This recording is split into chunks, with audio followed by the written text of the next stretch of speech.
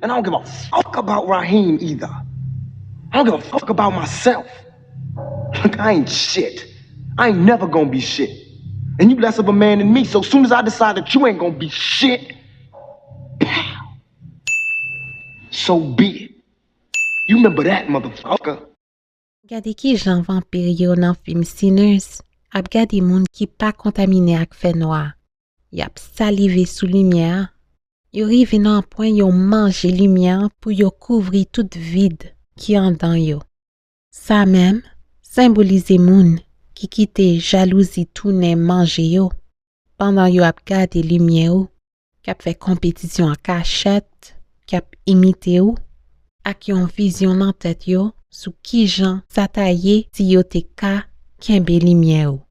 Jean Bible a dit gen an pile ki rele, mais c'est kek ki choisi. Moun sa yo te choisi, mais yo choisi bon côté ki mal. C'est peut-être ça, j'ai yo plein ak jalousie. Bienvenue sur chaîne Idor Style. On démasque l'ombrage grand gouan pour ka reconnaître qui est-ce qui caché derrière massa bon côté yo. Premier chapitre. Silence contre illusion brillant. N'te travaille dans cabinet avocat côté client yo te millionnaire ak milliardaire. Vraie richesse, c'est un coup de l'eau profond. Li pas frappé ak vague, mais li kembe tout pouvoir en dedans. Faut qu'on connaît richesse pour reconnaître li.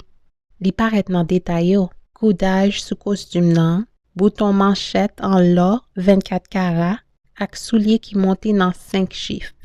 N'te kon travail tout dans tribunal, entouré à criminel condamné. Richesse yo, te brillant. Mak chè soti nan tête rive nan pied. Objectif yo, apparence, pas vraie essence. Si nou te mette yo ensemble, dans yon seul chambre, criminel yo pas tap tremble pou tête mak yo, mais pou tête silence lan. Yon silence qui pi lou passe tout l'eau. Parce que richesse, pas sous cob, li sous énergie. Chapitre 2. Kewa à vivre longtemps. Moscar te soufflé avant li jeter Mufasa dans l'âme. En réalité, Scar pas vle servi royaume nan. Il te vle mette couronne lan sans le pote poili. Ça, c'est jalousie. C'est ça qui aurait les l'ombrage grand goût. Gen nan nou ki gen moun konsa nan environnement nou, yo sezi ak imitation parce que yo pa gen identité, yo caché jalousie en pas admiration, et puis yo utilise proximité pour étudier ou avant yo trahi ou. Mufasa ak Scar, pas seulement caractère, yo c'est archétype k'ap joué chaque jour dans la vie réelle. Et spécialement les authenticités yon moun menacé faux identité yon lot. Chapitre 3. Caïn ak Abel. Ça pas nouveau, histoire ça ancienne.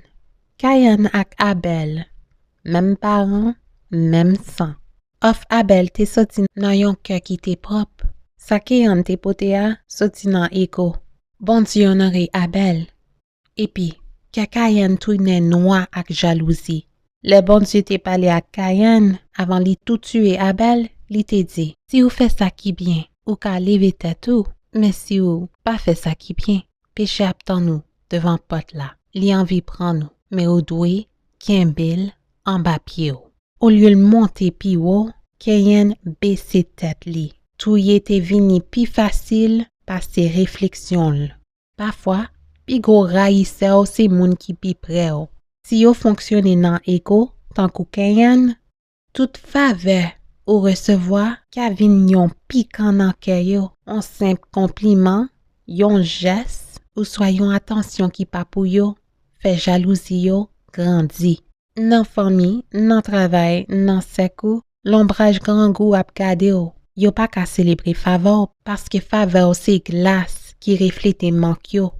Jalousie, pas jamais adorer lumière. Li toujours soif pour éliminer li. Chapitre 4. Toute sa lumière moyen, c'est royaume nous.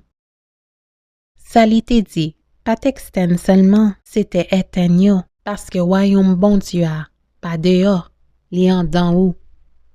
Mufasa, te pote couronne lan ak balance, ak clarté, ak l'ordre. Li honore stek la vie a, paske li pat touye pou tèt li. Li te konnen anjou, li même tou ap servi kom manje pou sek la kontinue. Li pat besoin fort, silence li te deja gen poids. Li pat besoin pale.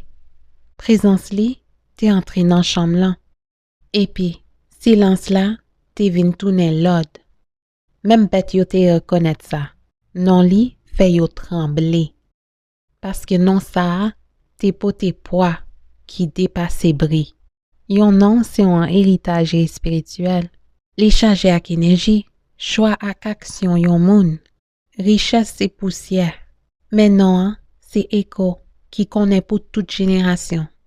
Scar te senti li invisible bon côté Mufasa.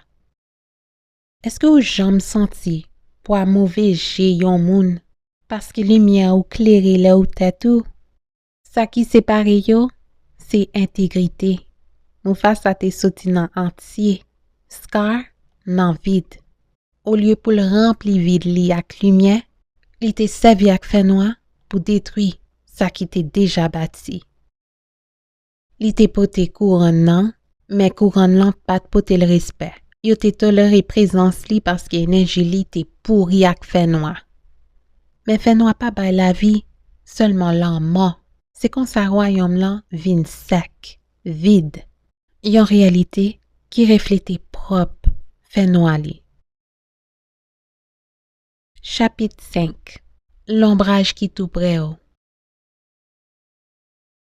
Même Jean fok ou gen J pour richesse, fok ou gen J pour reconnaître l'ombrage grand goût. Scar te fait accent royal, mais li kite l'ombrage fait tourner bête. Gen moun ki ka partager sans ou, mais yo pa partager même l'esprit. Gen pile menti qui caché dans parole, sans pi épais passer de l'eau. Parce que gen sang qui coule dans même veine, mais que yo vide de l'amour.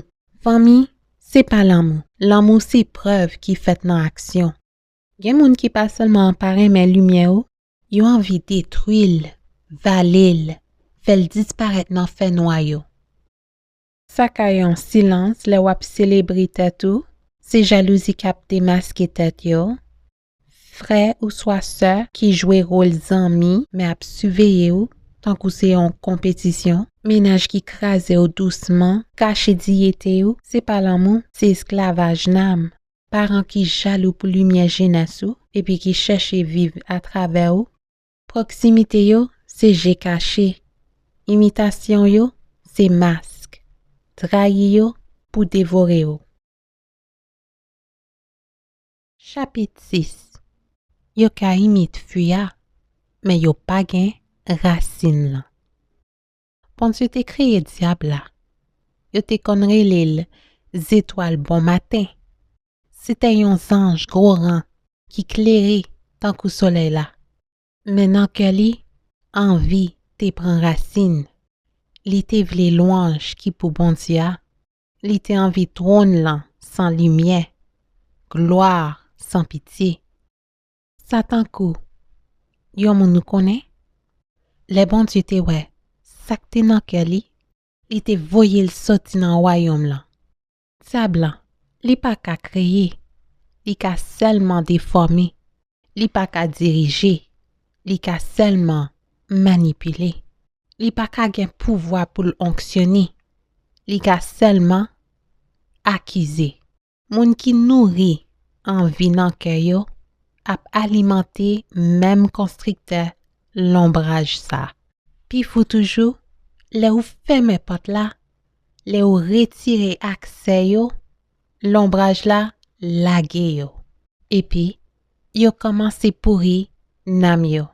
Yo ka juste yon ti crasse pi grand passé ou, mais pour yo, fon tant kou let qui gâte dans soleil. Yo ka achete pi bon crème, pi bon traitement, mais pour yo, soti en dedans. C'est royaume antérieur yo qui mande soin. Pas besoin chercher vengeance sous moun sa yo. Pour ne pas les carré, yo pas de jambe compétition. Ou toi occupé à monter pi haut. pour rester sous moun kap rale ou derrière. Finalement, yo pas barrière. Yo c'est instrument. Yo c'est professeur caché qui a révélé ou force qui a dormi nan ou. Merci, pas oublier, abonner, aimer, partager et bien après, sous prochaine vidéo. Bye! Plus ils mentionnent votre nom, moins on se souvient du leur. Personne ne jette de pierre à un arbre qui ne porte pas de fruits. La médiocrité attaque l'excellence le plus bruyamment.